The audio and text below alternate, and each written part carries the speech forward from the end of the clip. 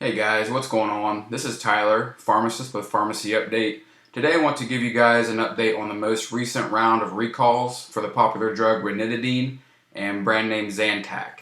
These two recalls I covered today makes it a total of 4 recalls that have been initiated for these products in the United States. So if you or someone you know takes Ranitidine or Zantac, you'll probably want to hear this information. I'll cover the 2 separate recalls that were announced recently. I'll discuss the defect that they have found in these products, NDMA. I will show you pictures of what the products look like, and at the end of this video I will discuss what you should do if you take Ranitidine or Zantac. So here we go. So first off, I want to cover some background on this issue.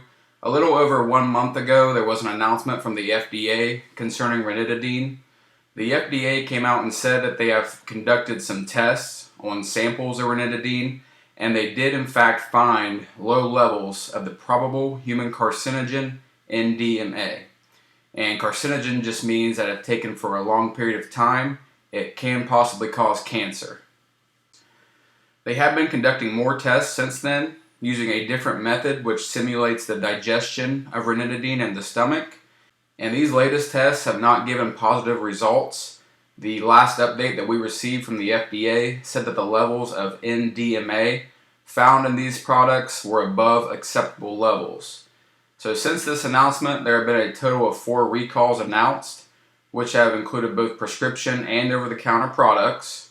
Besides the recalls, there have also been distribution halts from companies just as a precaution. Health Canada, which is basically the FDA of Canada, halted all distribution of Ranitidine products in Canada. From my understanding, the FDA has not done this yet. A quote from the FDA's Center for Drug Evaluation and Research Director, back when this first came out, she had said, "We are continuing our investigation along with our international counterparts, and we will keep the American public informed of any additional recalls as well as the potential risks from these Ranitidine products." With all the new test results and recalls since this announcement was made, I really wouldn't be surprised if at some point in the future, all Ranitidine products in the US are recalled. If you would like some more information on this topic, I have made a separate video discussing the Ranitidine and cancer risk issue. I have also made a video on the first set of Ranitidine recalls, and I will leave the links to those videos in the description below. Alright, so concerning the newest 2 recalls, the first that I will cover here is the brand name Zantac OTC recall. On October 22nd of this year, the company Sanofi announced that they were recalling all of their over-the-counter Zantac products that were sold in the US, and this is on a precautionary basis.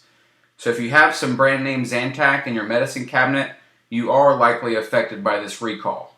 All lots of these products have been recalled, so this would include both the 75 milligram and the 150 milligram drugs. The reasoning that they give for this announcement is because of the inconsistent test results they have gotten when testing Zantac products for NDMA. This is a voluntary recall that they are initiating, and I will show you pictures of what the products look like here shortly. Next here is the recall being conducted by Dr. Reddy's laboratories. And this recall here affects many different Ranitidine products. So this recall was initiated back on October 1st of 2019. However, it was just posted on the FDA's official drug recall website yesterday. The Ranitidine recall affects all products distributed by Dr. Reddy's. And like I said, there were many different places that these were sold. The retailers affected include Walmart, Sam's Club, Walgreens, CVS, and also Target. Besides the Ranitidine tablets that could be purchased over the counter, this recall also affects prescription-only capsules, including the 150 milligram and 300 milligram capsules. And as far as I know, no prescription-only tablets have been recalled yet. However, this may change here soon. The language that was used in this recall was a little bit different than Sanofi. In this one, they say that the voluntary recall is being conducted because of a confirmed contamination of NDMA that are above the FDA acceptable levels. This differs from Sanofi, who said it was because of inconsistent test results, so the language in this is a bit stronger. Very quickly, I just want to cover the defect that they have found in these recalled Zantac and Ranitidine products, and that is NDMA. You might be surprised to find out that the toxic substance is found in many common foods, some of those being cured meat, fish, beer, and also in tobacco smoke. So there is an acceptable level of NDMA that you can take per day, but the concern currently is that the ranitidine products may contain higher levels than that acceptable level.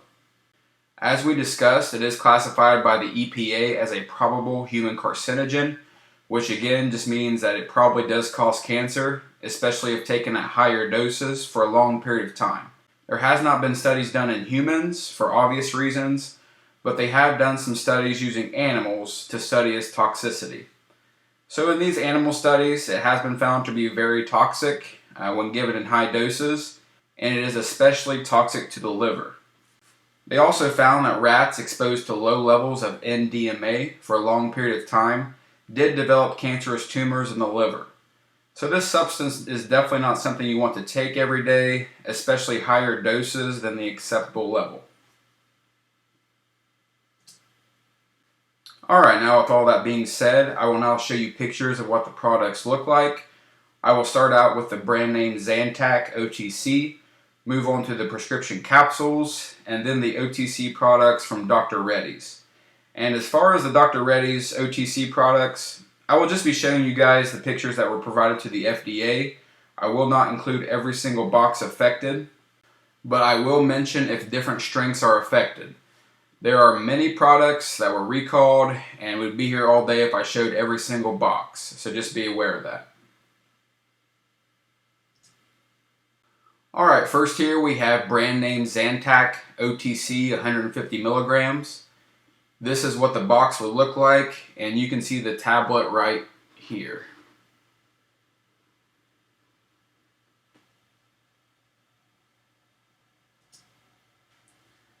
Next is the Zantac 150 milligrams cool mint version. A picture of the tablet can be seen right here.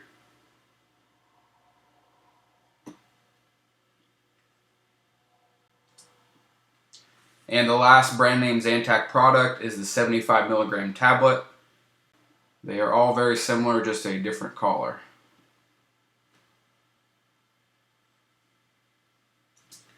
Okay, next we have the Dr. Reddy's 150 milligram capsule, and this was given out as a prescription. Next we have Dr. Reddy's prescription only 300 milligram capsule. This is very similar to the 150 milligram, but it does have a 130 on the bottom instead of a 129. Now here are the over-the-counter products from Dr. Reddy's. This particular box here was sold at Walgreens pharmacies, and this box is for the 150 milligram ranitidine. However, the 75 milligram tablet was also affected by this, so if you have this box with a 75 instead of a 150, it is likely recalled as well. I'm just going to try to go through these pretty quickly. Next here is Sam's Club 150 milligram ranitidine tablet. As far as I know, the 150 milligram tablet was the only one affected at Sam's Club. Here's a product wrapper from Quality Choice. I'm not very familiar with this brand, honestly. Another box here, I'm not really sure what company this is affiliated with.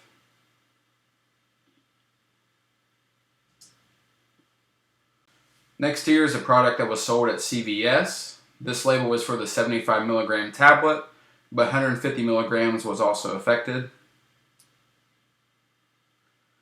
Okay. Here is a box with acid reducer on the bottle. And finally here is the Equate brand ranitidine that was sold at Walmart. Both the 150 milligram and 75 milligram tablets were affected.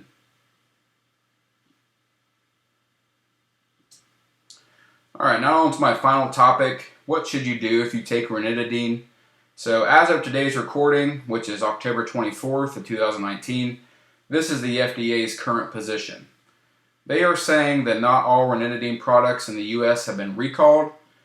With the current conflicting evidence that they have, the FDA currently cannot make a recommendation on whether if it is okay to keep taking ranitidine or if you should discontinue it.